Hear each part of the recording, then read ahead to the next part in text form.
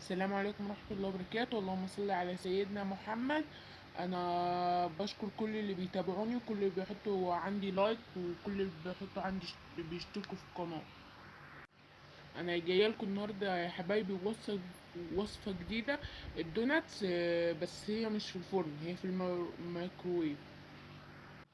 مقدارنا ايه؟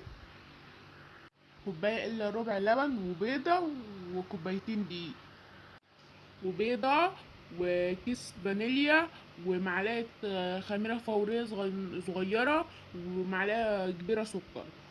ولو انت بتحبي بقى فيها السمنة احنا هنحط معلقتين سمنة. انت بقى حابة السمنة الزبدة انت حرة.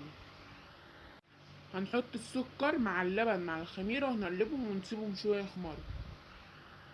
وبعد يا حبايبي من كده ما يخمروا هنضيف البيضة والفانيليا والدقيق والسمنة وهنقلبهم وهنرجع لكم. بعد ما عجناهم بالشكل ده هنسيبهم يخمروا ونرجع لكم تاني. انا عندي قطاع، لو انت مش عندك قطاع ممكن تجيبي غطا برطمان وتقطعي بيه وغطا ازازه في النص زي ما انتوا شايفين كده. اكمل الباقي وارجع لكم. وزي ما انتوا شايفين انا كده اسيبهم يخمروا. بعد ما يخمروا هرجع لكم تاني. ودلوقتي بعد ما خمروا هنحطهم في الميكرويف على درجة 180. وبعد ما يسخنوا هرجع لكم. وبعد ما طلعناهم هنسيبهم يبردوا وبعدين هنشتغل بيهم. انا عندي شوكولاته هزينهم وارجع لكم تاني.